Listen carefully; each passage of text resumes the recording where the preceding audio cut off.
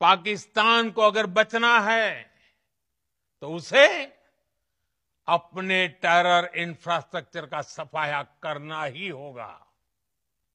इसके अलावा शांति का कोई रास्ता नहीं है।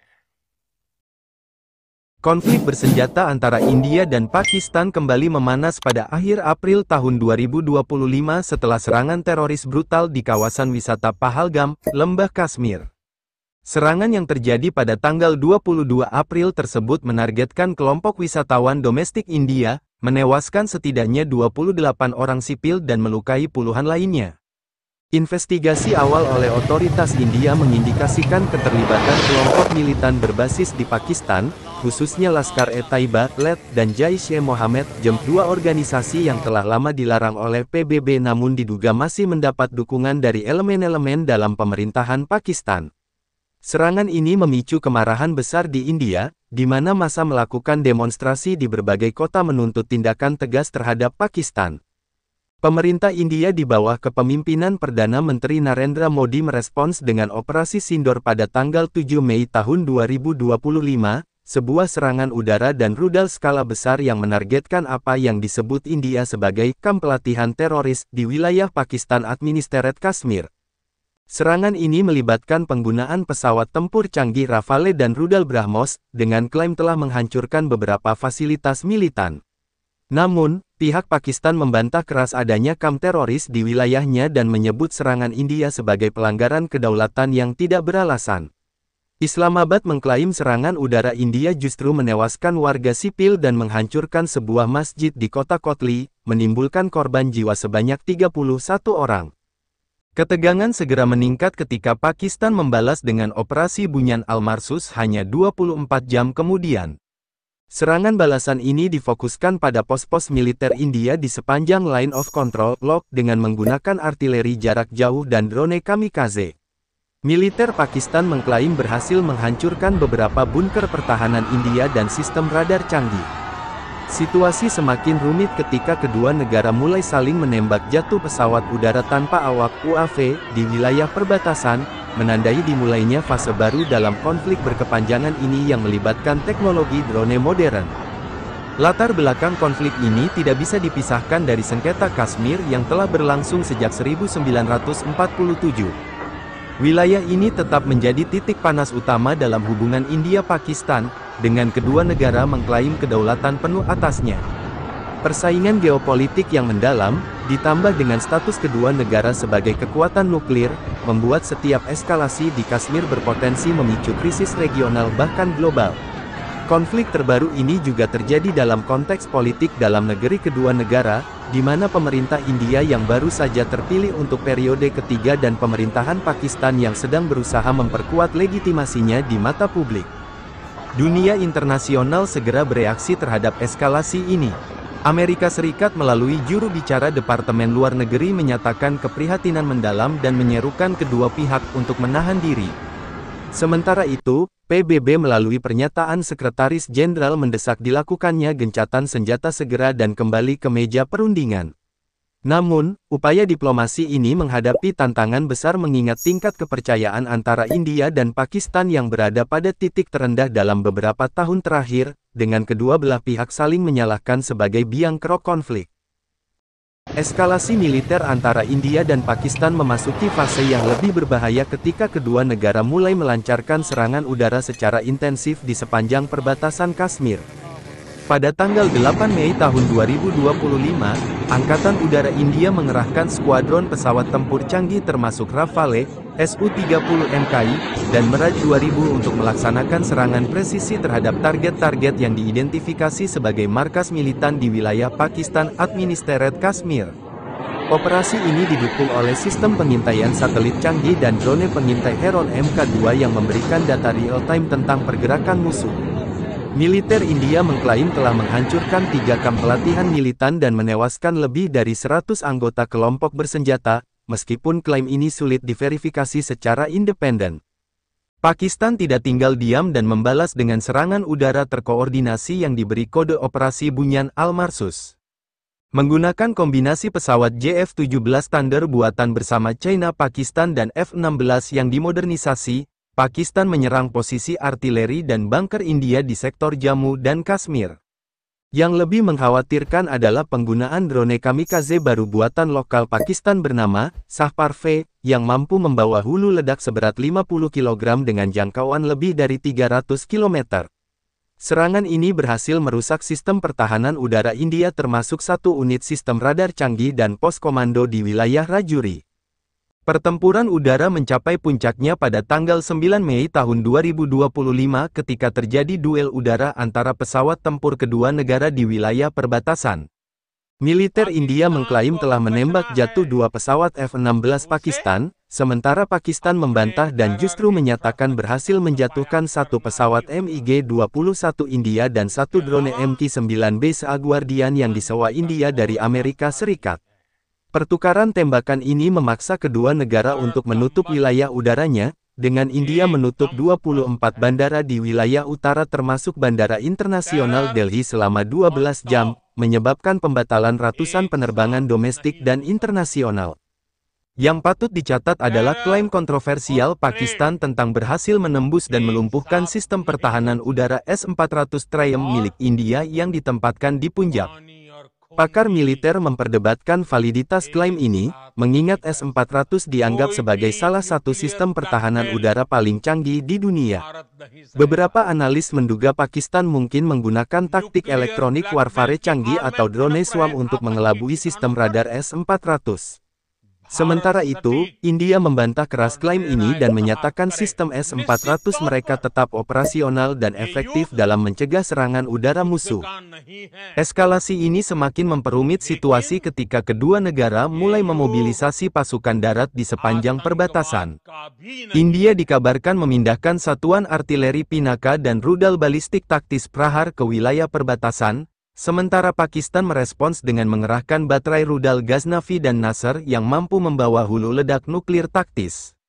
Mobilisasi ini memicu kekhawatiran internasional akan potensi konflik berskala besar, terutama mengingat kedua negara memiliki senjata nuklir dan doktrin militer yang memungkinkan penggunaan senjata nuklir pertama dalam skenario tertentu. PBB dan negara-negara besar segera meningkatkan tekanan diplomatik untuk mencegah situasi semakin tidak terkendali. Upaya gencatan senjata yang difasilitasi oleh komunitas internasional akhirnya berhasil dicapai pada tanggal 10 Mei tahun 2025 setelah 3 hari pertempuran intensif yang mengancam stabilitas regional.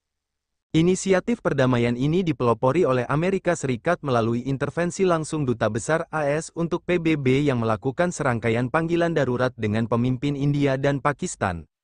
Proses negosiasi yang alot berlangsung selama 18 jam non-stop di markas besar PBB New York, melibatkan perwakilan militer tingkat tinggi dari kedua negara, serta mediator dari 5 negara anggota tetap Dewan Keamanan PBB.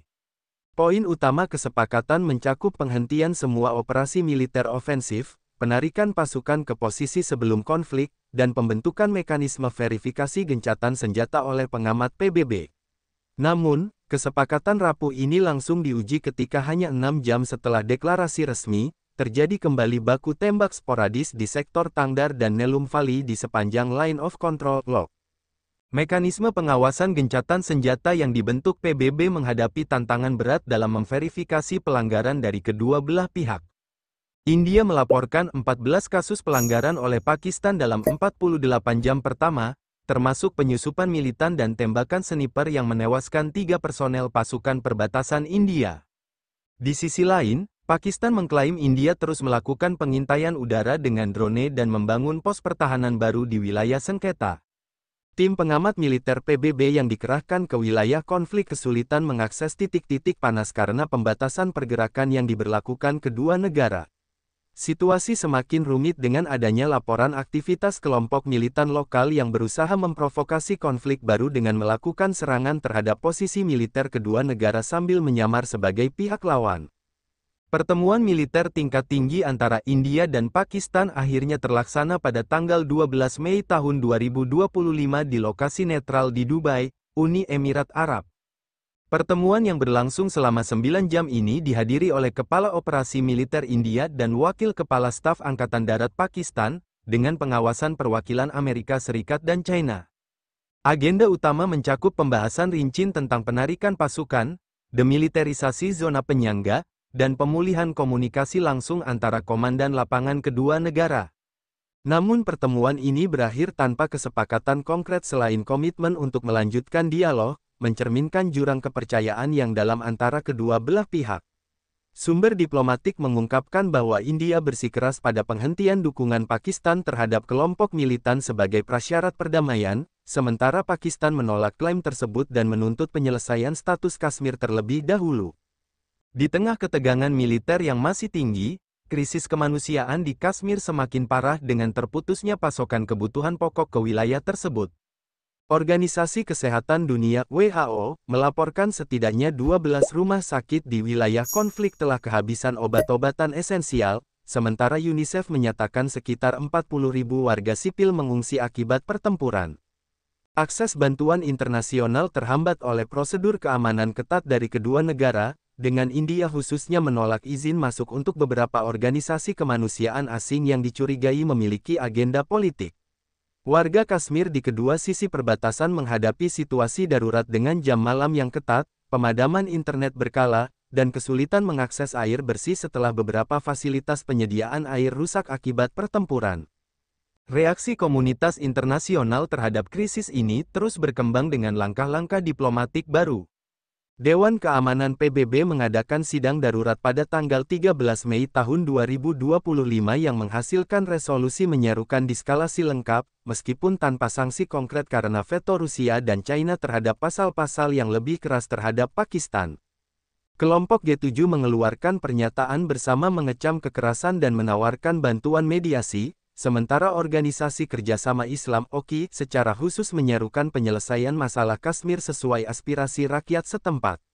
Analisis politik memperkirakan konflik ini akan terus menjadi isu utama dalam KTT G20 mendatang di Brasil, dengan potensi perpecahan di antara negara-negara anggota mengenai pendekatan terbaik menangani krisis India-Pakistan yang terus berulang. Konflik terbaru antara India dan Pakistan sekali lagi mengingatkan dunia akan betapa rapuhnya perdamaian di Asia Selatan. Meskipun gencatan senjata telah dicapai, akar masalah, sengketa Kashmir yang belum terselesaikan, saling tuduh dukungan terhadap kelompok militan, dan persaingan geopolitik yang mendalam, tetap menjadi bom waktu yang dapat meledak kapan saja. Kedua negara terus memperkuat postur militernya di perbatasan, sementara warga Kashmir di kedua sisi garis kontrol tetap terjebak dalam lingkaran kekerasan dan ketidakpastian.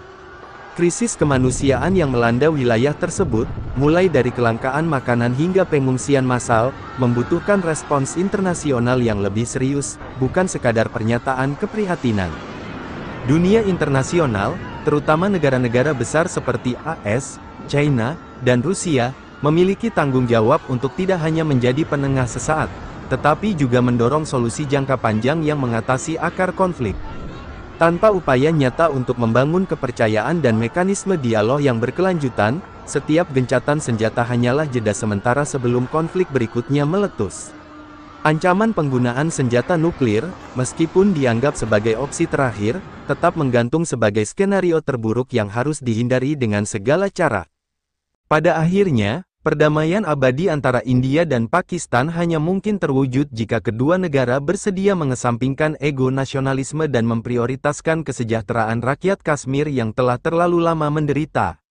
Sejarah telah membuktikan bahwa perang tidak pernah menyelesaikan masalah, melainkan hanya menciptakan kehancuran dan luka baru. Pilihan ada di tangan para pemimpin kedua negara, melanjutkan siklus kekerasan yang tak berujung, atau mengambil jalan sulit menuju rekonsiliasi yang sesungguhnya. Masa depan stabilitas regional, dan mungkin global, bergantung pada keputusan yang mereka buat dalam hari-hari mendatang.